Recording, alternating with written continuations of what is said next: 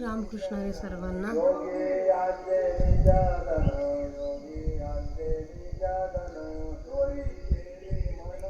सकाळचे 6 वाजलेले आहेत. याच्या आधीच्या भागात आपण 273 ओळ्या वाचल्या होत्या. आता तिथून पुढच्या ओळ्या मी वाचत आहे. तत्पूर्वी हे जे दिसत आहे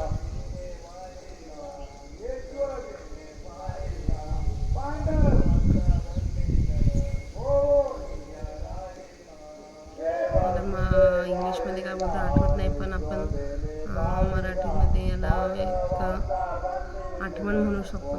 हे माझ्या दादाच्या शर्टाचं त्याला कॉटन किंगमधले शर्ट आवडायचे घालायला. या एका शर्टाचं हे काय म्हणू शकतो आपल्याला, या शर्टाचा एक टॅग आहे तो, आणि त्याने ते ज्ञानेश्वरीमध्ये ठेवलं होतं की आपण जिथं आहे तिथपर्यंत परत यायला दुसऱ्या दिवशी. माझा दादाही रोज ज्ञानेश्वरी वाचायचा, रोज एक पान मराठी त्याचा अर्थ आणि त्याचा उपयोग.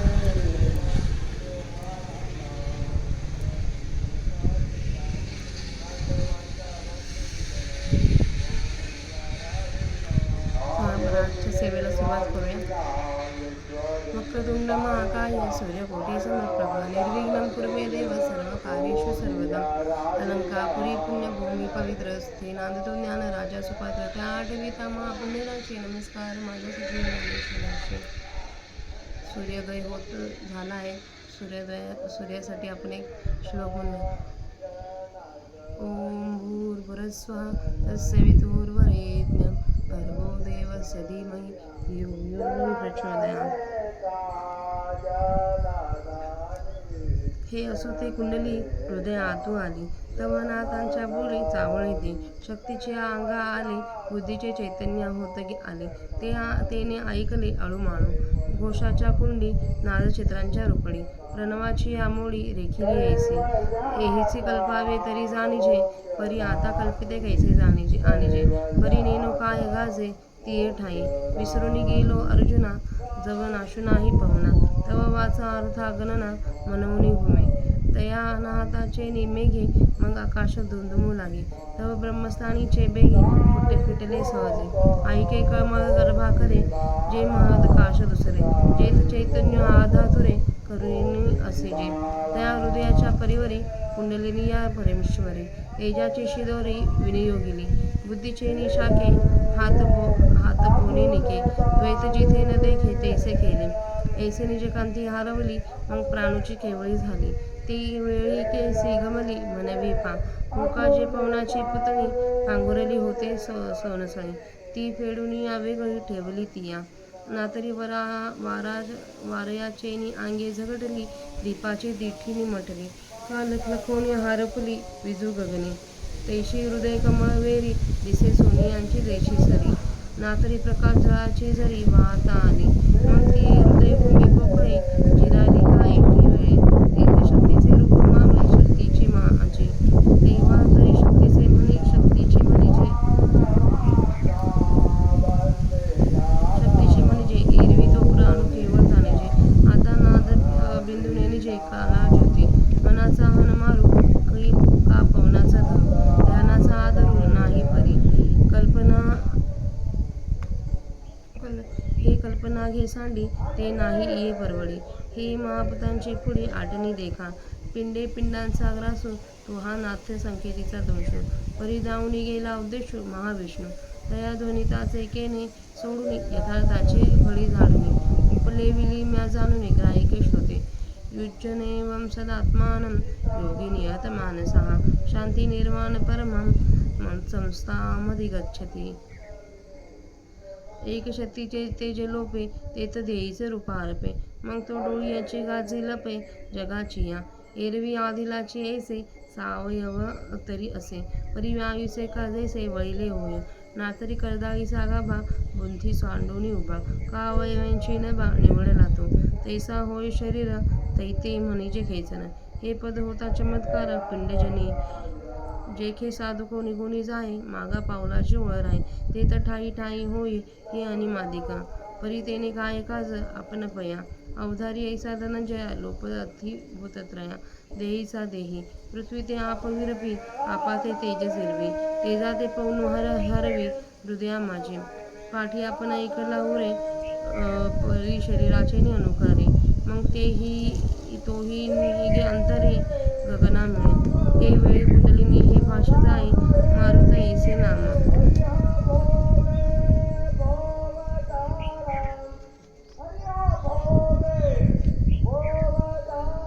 मारुती ऐसे नाम होय. परिशक्ती परते हे आहे जवन मिळे शिवी. मग जालंधर सांडी करात फोडी, गगनाची आपाळी पैठी होय. ते ओंकाराची आपाठी पाये देत उठाउठी. पश्यंतीची पाऊठी मागा घाली, पुढा तन्मात्र अर्धवरी आकाशाच्या अंतरी. भरती गमे सागरे सरिता जैसे, मग ब्रह्मरंध्री स्थिरावली. सोमभावाची या भाया पसरली, परमात्मलिंगा धावणी आगा घडे. तव महाभूतांची जवनिक फिटे, मग दोहसी होयत झटे. तेथ गगनासकट आटे समरसे थिये, पै मेघाचे निमुखी निवळला. समुद्र का ओघी पडिला, तो मागुता जैसा आला आपण पेया. तवी पीडांचे निमिषे पदी पद प्रवेशे, ते एकवत्व होय तैसे पंडू कुमरा. आता तुझे हन होते की एकची हे आईते, ऐशे विवंचने पुरते उरचोने.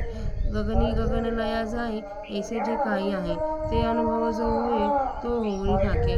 म्हणून तेथीचे मातू न चढेची बोलाचा हातू, जेने संवादी याच्या गावा अंतू पैठी कीजे. अर्जुना एरवी तरी या अभिप्रायाचा जे गर्भ धरी, ते पाहे पावै खरी दुरी ठेली. भ्रूलता मागील कडे मकराचेची अंगण मांडे, सडया प्राणा साकडे गगना येता. पाठी तेथेची तो भासाळला, तव शब्दांचा दिवा मावळला. मग त्याही वरी आटो भविन्यला आकाशाचा. आता महाशून्याच्या डोही, जेथे गगनासाची ठाव नाही, तेथे तागा लागेल काही बोला साया. म्हणून आखरा माझी सापडे की कानवरी जोडे, हे तैसे नवे पुढे त्रिशुद्धी गा. जे कही दैवे अनुभावले फावे, ते आपणची हे ठाकावे होऊन या. पुढती जाणणे ते नाहीची, म्हणून असे कितीची हिची. बोलावे आता वामाचे धनुर्धरा, ऐसे शब्द जात मागवते सरे. तेथे संकल्पांचे आयुष्य पुरे, वाराई जेथ नशेरे विचाराचा. जे उन्मयीचे लावण्य, जे तारुचे तारुण्य, अनादि जे अगण्य परमतत्व.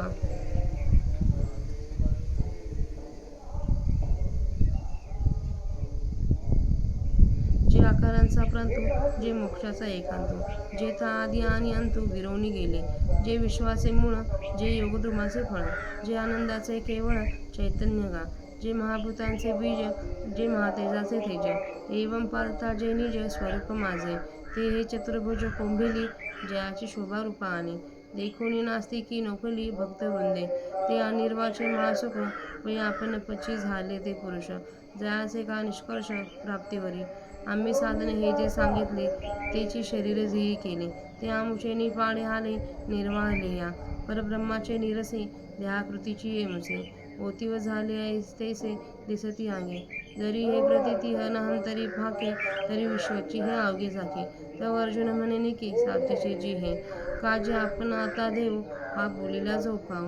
तो प्रातीचा ठाव म्हणून घडे, ई अभ्यासे जे दृढ होती, ते भरवसेनी ब्रह्मत्मा येते. हे सांगतीची आरती कळले मज.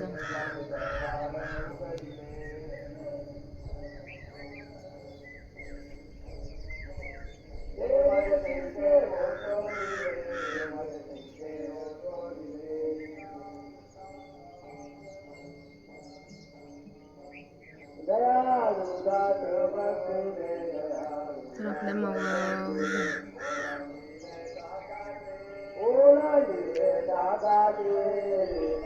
मावळ्याच्या रूपात दादा आता इथं आलेला आहे माझं ओव्या ऐकायला. तर आता माऊलींच्या भाषेतील माझ्या 330 ओव्या वाचून झाल्या आहेत. त्यांचा आता मराठीत अर्थ बघूया.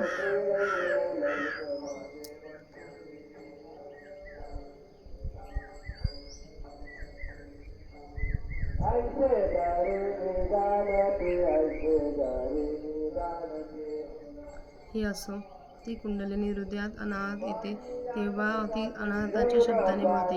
कुंडलिनीला चिटकून राहिलेले जे बुद्धीचे ज्ञान तिच्याबरोबर आले होते, त्या ज्ञानाने तो अनाहत शब्द किंचित ऐकला. घोषाच्या पर्यावाणीच्या कुंडात नाद मध्यमारूपी चित्रांची रुपडी ओंकाराच्या आकारासारखी रेखलेली असते. याची कल्पना करता येईल तर समजून घेता येईल. पण आता कल्पना करणारे मन कुठून आणावे, तर त्या ठिकाणी काय वाचते ते कळत नाही. अर्जुना, पण ते तसे नव्हे. विसरून सांगण्याचेच राहिले. ते काय म्हणशील? तर जोपर्यंत वायूचा नाश झाला नाही तोपर्यंत हृदयाकाशात शब्द असतो, म्हणून तो अनाहत शब्द घुमतो असे समज. मग त्या अनाहतरूपी मेघाने आकाश दुमदुमायला लागते, तेव्हा ब्रह्मस्थानाचे द्वार आपोआप उघडते. अर्जुना ऐक, कमळाच्या गर्भाच्या आकाराप्रमाणे जे मूर्धन्य आकाश आहे ते दुसरे महाआकाशच आहे. त्या मूर्धन्याकाशाच्या ठिकाणी चैतन्य अर्धे भोजन करून अतृप्त असते. त्या चैतन्याला हृदयाकाशाच्या माझघरात आणणारी कुंडलिनी देवी ही आपल्या तेजाची शिदोरी अर्पण करते. ती कशी तर द्वैत ज्याला पाहणार नाही असा बुद्धीच्या भाजीसह हातात घेतलेला चांगला नैवेद्य अर्पण केला, याप्रमाणे आपले तेज अर्पण केल्यावर ती कुंडलिनी केवळ प्राणवायू रूप होते.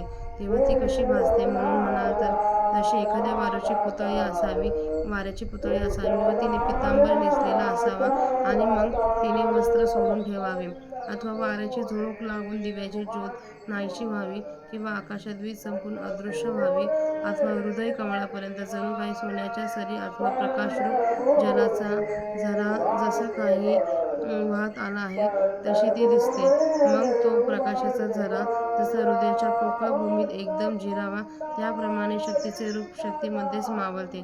तेव्हा तरी शक्तीच म्हणतात, पण वास्तविक तो प्राणवायूच आहे असे समज. आता त्यास नाद, बिंदुकला व ज्योती असे चारी धर्म नसतात. मनाचा निग्रह करणे किंवा प्राणवायूचा निरोध करणे किंवा ध्यान करावेसे वाटणे हे प्रकार येथे राहत नाहीत. ही कल्पना घे, ती कल्पना टाक, हे प्रकार येथे नाहीत. कारण ही स्थिती पंचमहाभूतांची पक्की आटणी नाश करणे आहे असे समज. पंचमहाभूतांनी पंचमहाभूताचा लय करावयाचा हे आदिनाथ जे शंकर यांच्या अंतरंगाच्या खुणेचे मर्म आहे.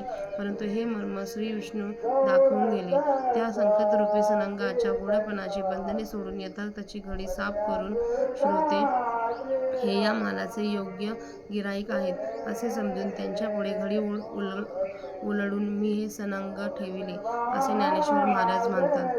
मनाचे नियम केलेला व याप्रमाणे मनाला सदा युक्त करणारा योगी जिचे पर्यवसन मोक्षामध्ये आहे अशी मत्स्वरूप शांती प्राप्त करून घेतो. अर्जुना ऐक, कुंडलिनीचे तेज जेव्हा लय पावते तेव्हा देहाचा आकार नाहीसा होतो, देह वायुरूप बनतो.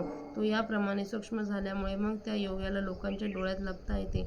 वास्तविक तो देह पूर्वीप्रमाणेच सावयव असतो, परंतु आता तो देह जसा वायूचाच बनवलेला असावा असा होतो, अथवा केळीतील पोकळीवरील सोपटे काढून टाकून ती पोकळी जशी उभी करावी किंवा आकाशालाच अवयव उत्पन्न व्हावेत तसा तो दिसतो. असे ज्या वेळी शरीर होते तेव्हा त्याच खेचर गगनाविहिरी म्हणतात. देहधारी लोकात असे रूप होणे म्हणजेच मोठा चमत्कार आहे. पहा, साधक निघून गेल्यावर मागे जी पावलांची ओळ राहते तेथे ठिकठिकाणी अनिमादिक सिद्धी उत्पन्न होतात. म्हणजे साधकाची जी जी भूमिका सिद्ध होईल त्या ठिकाणी अनिमादिक सिद्धी त्यास प्राप्त होत जातात. पण आपल्याला त्या सिद्धींशी काय काम आहे? अर्जुना ऐक, देहाच्या देहातच तिन्ही भूतांचा असा लोप होतो. पृथ्वीला पाणी नाहीसे करते, पाण्याला तेज नाहीसे करते व तेजाला वायू हृदयामध्ये नाहीसा करतो. नंतर प्राणवायू एकटा होतो, पण तो शरीराच्या आकाराने असतो. मग तोही काही वेळाने निघून मूर्धन्य आकाशात मिळतो. त्यावेळी कुंडलिनी ही भाषा जाते व तिला मारुत असे नाव येते. पण जोपर्यंत ती शिवाशी एक होत नाही तोपर्यंत तिचे शक्ती पण असतेच. मग ती प्राणवायुरूप शक्ती जालंधर बंधाचे उल्लंघन करून टाळ्यावरती 9 इंद्रियांचे ऐक्य होण्याचे जे काकीमुख म्हणून स्थान आहे त्याचे भेद करून मग मूर्धन्याकाशरूपी पहाडावर जाऊन राहते. ती ओंकाराच्या पाठीवर तत्काळ पाय देऊन पश्यंती वाणीची पायरी मागे टाकते. पुढे समुद्रात जशा नद्या मिळालेल्या असतात त्याप्रमाणे अर्धमात्रापर्यंतच्या ओंकाराच्या मात्रा मूर्धन्य आकाशात मिळतात. मग ब्रह्मरंध्रांच्या ठिकाणी स्थिर होऊन ते ब्रह्मा मी या भावनारूप बाहू पसरून त्वरेने परब्रह्मरूप लिंगाशी ऐक्य पावतात. तेव्हा पंचमहाभूतांचा पडदा नाहीसा होऊन मग शक्ती आणि परमात्मा यांचे ऐक्य होते. त्या ऐक्यात मूर्तींना आकाशासकट सगळ्यांचा लय होतो. मेघांच्या द्वाराने समुद्रापासून वेगळे झालेले समुद्राचे पाणी नदीच्या ओघात पडून नदीच्या रूपाने जसे पुन्हा समुद्रास मिळते, तो समुद्रच नदी रूपाने आपणास मिळतो. हे अर्जुना, त्याचप्रमाणे शरीराच्या द्वारे जेव्हा शक्ती एक रूप टाकून शिवात मिळतो, तेव्हा ते एकत्व वरील समुद्राच्या ऐक्याप्रमाणे आहे.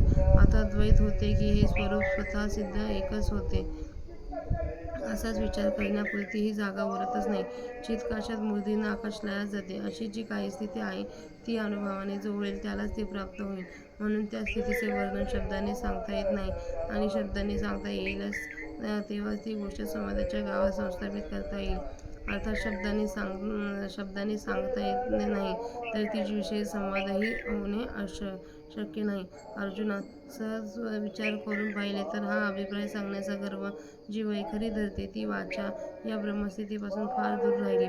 भुवईच्या मागल्या बाजूस अज्ञात चक्रात मकराचे स्वरूप राहत नाही. इतकेच नव्हे तर एकट्या प्राणवायूला गगनास येण्यास संकट पडते. नंतर तो प्राणवायू तेथेच मूर्तींना आकाशात मिळाला तेव्हा शब्दाचा दिवस मावळला. मग त्यानंतर आकाशाचाही लय झाला. आता परब्रह्मरूपी डोहात जिथे आकाशाचा थांग लागत नाही, तेथे या शब्दरूपी नाव ढकलण्याचा वेळूचा लागेल काय? या कारणास्तव तो ब्रह्मस्थितीत अक्षरात सापडेल. शब्दांनी सांगता येईल अथवा कानांनी ऐकता येईल अशी खरोखर नाही, हे त्रिवार सत्य आहे. जेव्हा कधीतरी दैवयोगाने ते अनुभवाला प्राप्त होईल, तेव्हा ते आपणच होऊन राहावे असे ते आहे. अर्जुना, तद्रूप झाले म्हणजे त्यापुढे आता जाणणे काही उरले नाही.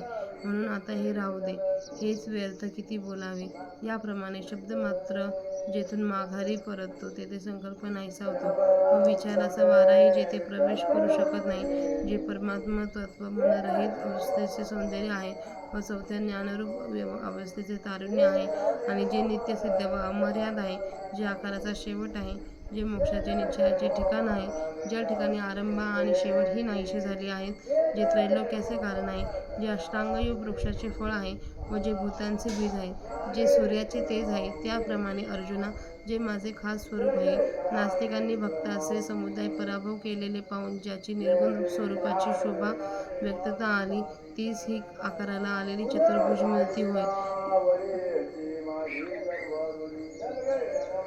ज्या पुरुषांचे निश्चय प्राप्तीपर्यंत टिकतात ते पुरुष असे शब्दातील उत्कृष्ट सुख आपणच म्हणतात. आम्ही जे हे अष्टांग योगरूपी साधन सांगितले, त्या साधनाची मूर्तीस आपले शरीर ज्यांनी केले, ते योगाभ्यासाने शुद्ध झाल्यावर आमच्या बरोबरीला आले. देहाकृतीच्या मुठीत परब्रह्मरस ओतून तयार केलेली जणू काही मूर्तीच ते शरीराने दिसतात. जर हा अनुभव अंतःकरणात प्रकाशेल तर हे सर्व जग मावळेल.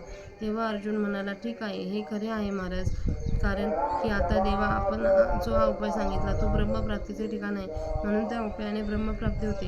याचा दृढ निश्चयाने जे अभ्यास करतात ते खात्रीने ब्रह्मत्वास प्राप्त होतात, हे आपल्या सांगण्याच्याच रीतीवरून मला समजले. देवा, इथं आपली 330 ओव्यांचा मराठीत अर्थ वाचून झाला आहे. आज माऊलींची सेवा इथं समाप्त झाली आहे. तुकाराम